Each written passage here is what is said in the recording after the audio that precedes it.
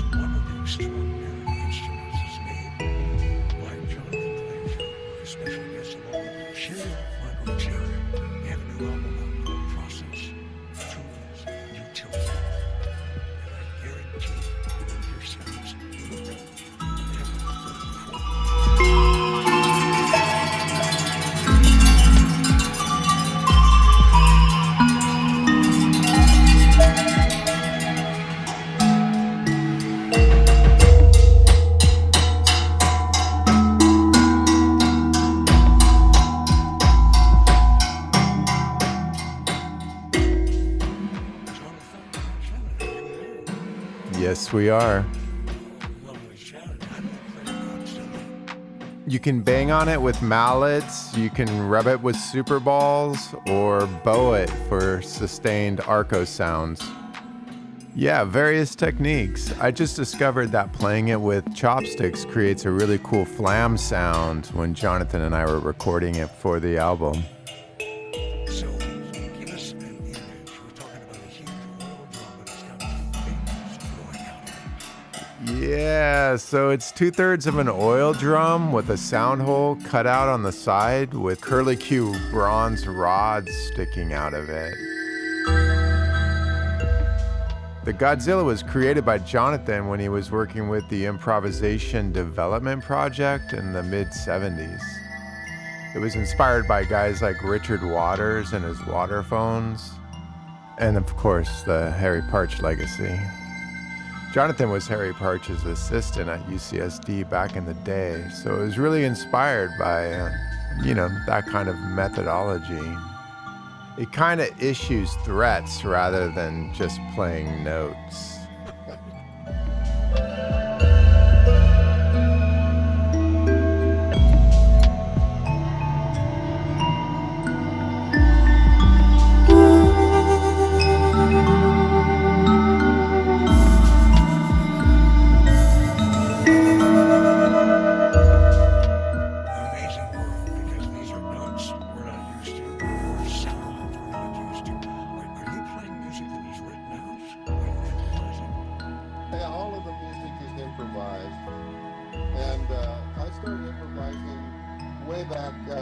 I was influenced by flamenco guitar and also Indian music way back even before the Beatles, and because I was always an improviser, and then of course being a Parch person, he lived with us when I was 3 years old, and both he and my father was composer, and we improvised music together. So those were my two major musical icons. And then I just sort of fell in love with microtonal music and new instruments.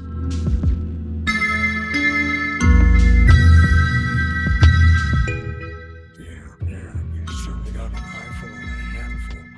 So we're listening to this brand new album, which has 10 tracks of pretty amazing combinations of sound. Let's go to the opening track for just a moment, and listen to a Megalyron.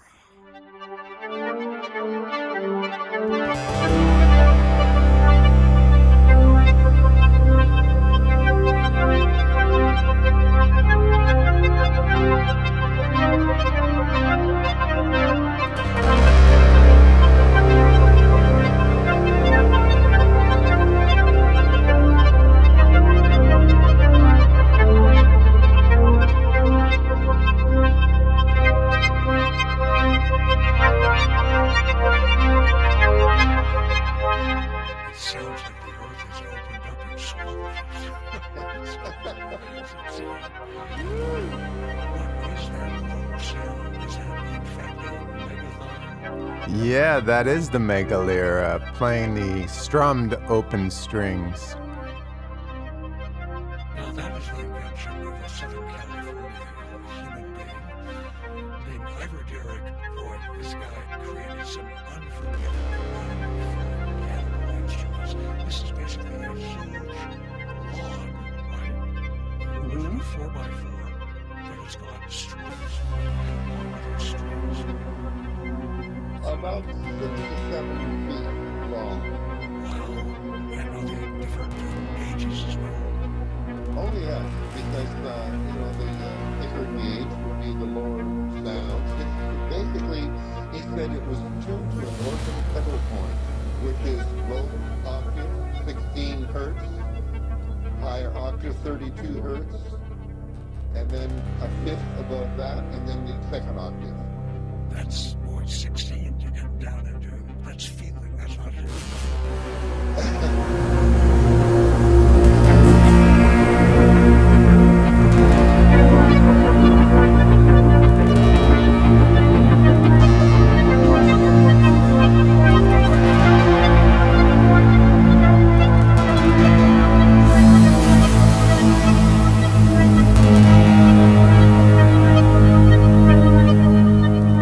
It sort of redefines the word heavy metal.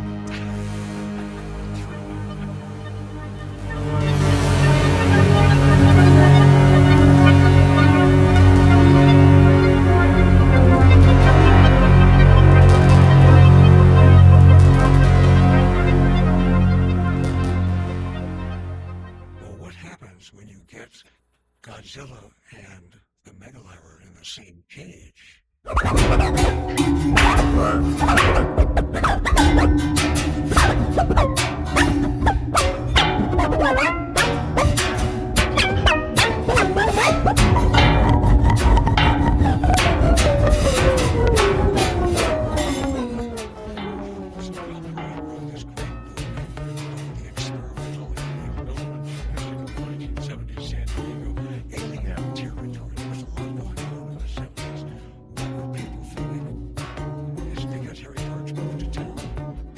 I think that's a lot of it. And UCSD was sort of the new light in the West. Through actually John Chalmers, the editor of Dead Harmonica, one of the original microtonal journals, that he was instrumental in bringing parts to UCSD and being a long-time part of his family, really. I was accepted as his assistant, and I stayed on there. But I was hoping that there would be a microphone movement. But of course, if there was a bandwagon, I'd have to build the wheels and the platform and everything else, and I wasn't prepared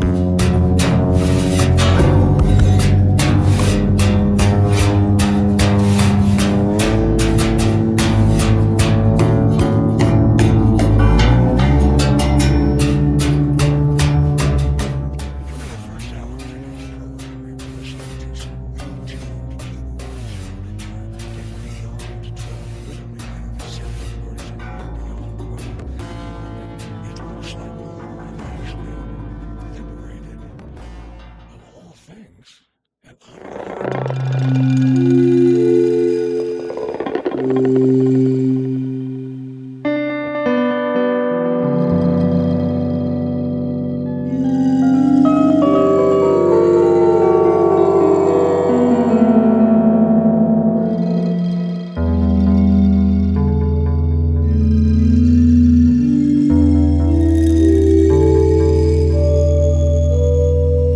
certainly not the autoharp I listened to in kindergarten. What did you do to the poor thing? I de-autoed it. So it's a manual harp, not an automatic. Right. You just take all of the mechanism off, and then it's basically a harp, and you have a just intonation laboratory right in your fingertips. Marvelous. But you've paired it with something called a liberated, which is an electronic instrument, right? Yes, it is.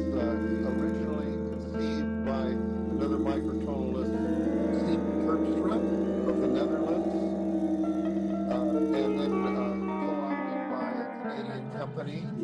The Libatone is a sea of hexagons.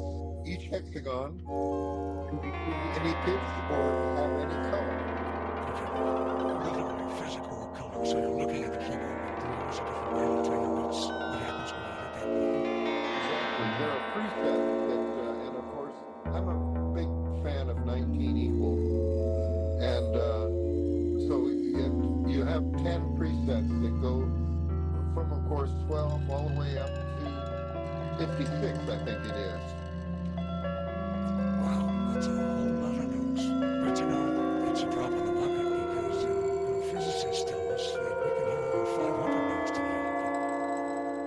Yes, I think there was a man called Harry Parch that talked about the vast sea between 1-1 and 2-1. Pretty amazing.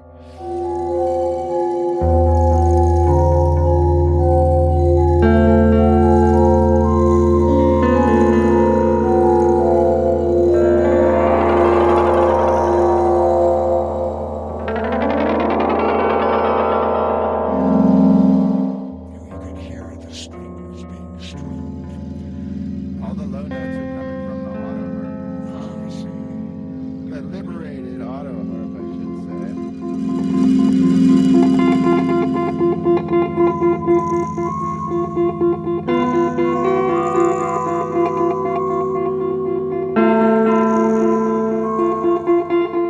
We're listening to a brand new album. It's called Process Tools Utility.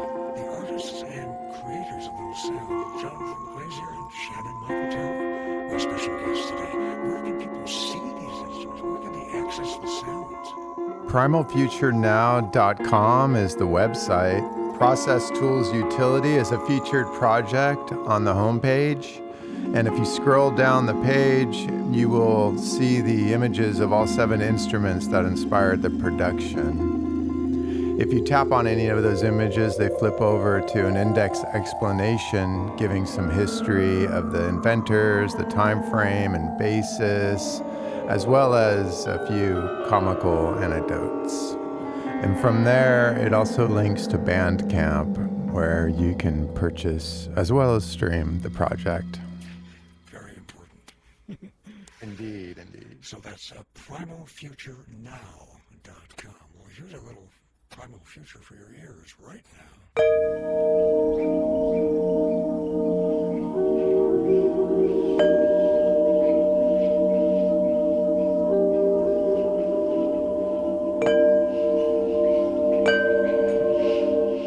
We mentioned Irv Wilson earlier in our conversation. It sounds like one of his instruments.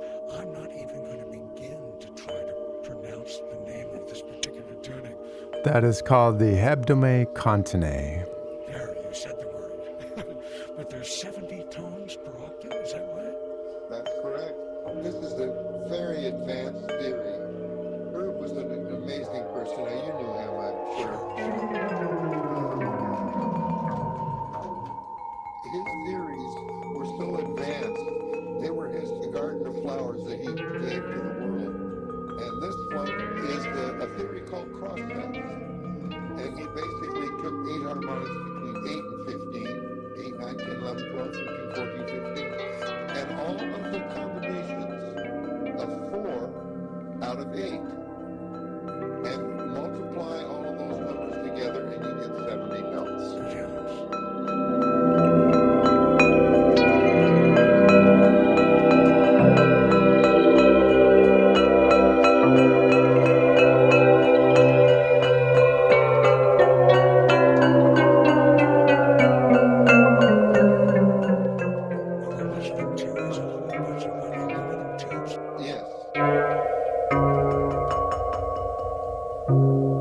The Hebda continue, and that is paired with the 19 EDO Lumatone keyboard controller.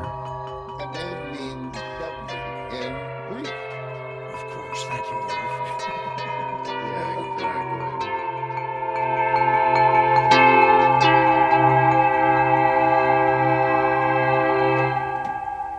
It's time to do a little mixing and matching now. We've met the Megalyron, we've met the 70-tone. Hebda continue. Thank you. On cue. What happens when you put them together? Here come the strings.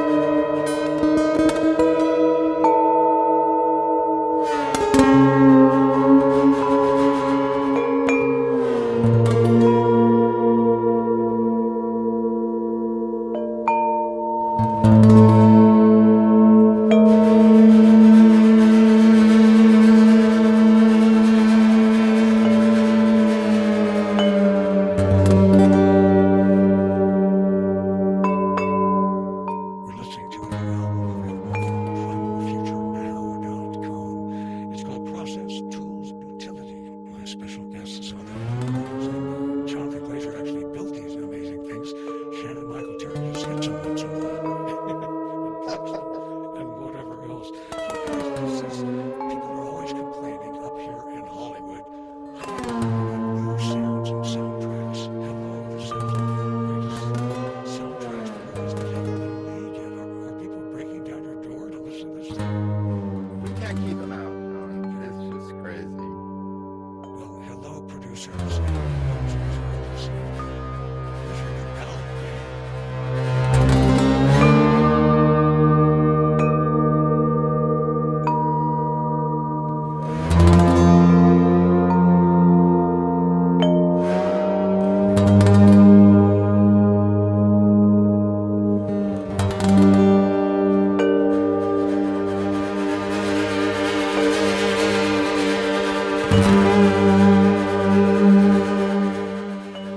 Talking about history, music listeners too. Abel Richards was also a member of the Healing Arts Band, and he's of course part of the wrecking crew of the most important percussionists ever on the planet. He brought some of those sounds to the world of Hollywood. In fact, he collected musical instruments that were very unusual. He even created, what was it called, a microphone.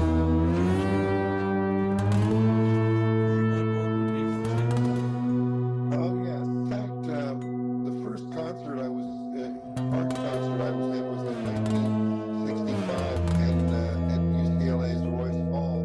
We played the Plucker and percussion band with Emily. And it was interesting that I saw you play in San Diego with the harmonic cannon. What a wonderful piece of music that was.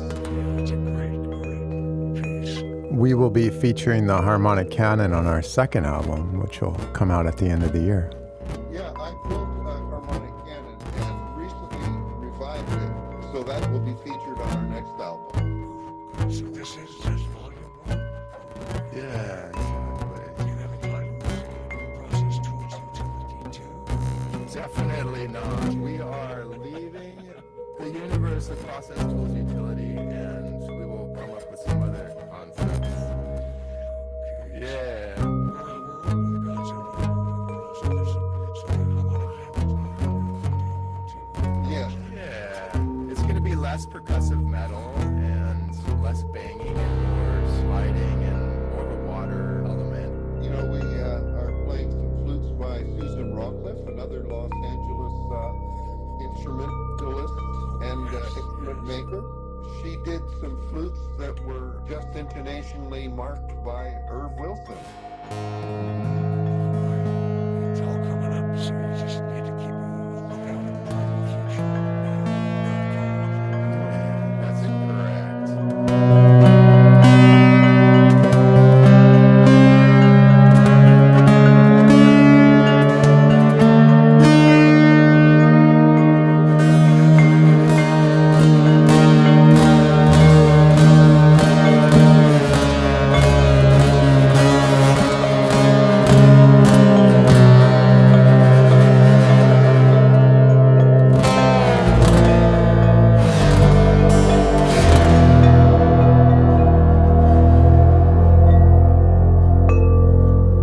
John, I'd love to give a little bit more of the origin story of Process Tools Utility. The impetus for the project a year and a half ago was to revive the Hebda me contine, which had been dormant for about 20 years or so. We were successful at making it playable again, and from there we took on the Megalyron, which needed new strings, and that was no easy task. So most of the instruments were brought out of retirement, let's say. And from there, Jonathan asked me to produce the album, archiving these sonic gems. I'd make trips from Los Angeles to San Diego with recording gear in tow and set up in Jonathan's dining room, dubbed the OB Culinarium, where we started recording our improvisations. From there, we went into a couple of studios in Los Angeles with engineers Keith Jones and another with Andrew Bush to finish up the recording process. Then I mixed it. We have a limited edition vinyl and CDs available on our website. Jonathan and I go way back. In 1994, I moved to San Diego looking for creative direction. 1 week into that journey, I was at a party when Jonathan walked into the door and said, "Play this," and handed me an Array Mbira. Stay tuned. The Global Village. Music from around the world and around the block.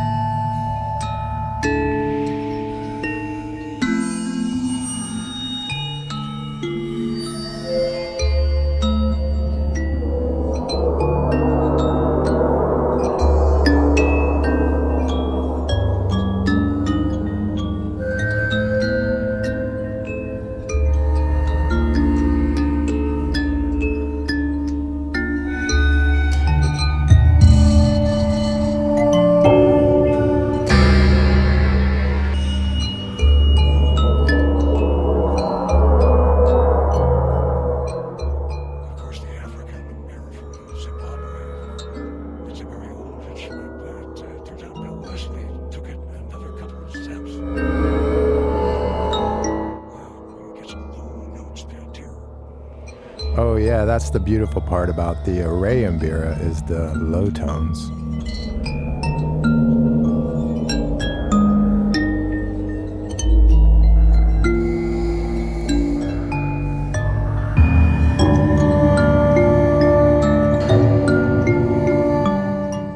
Another Southern California instrument. Very much so. And two Southern Californians who keep the tradition going. Jonathan Glasier and Shannon, our special guests today.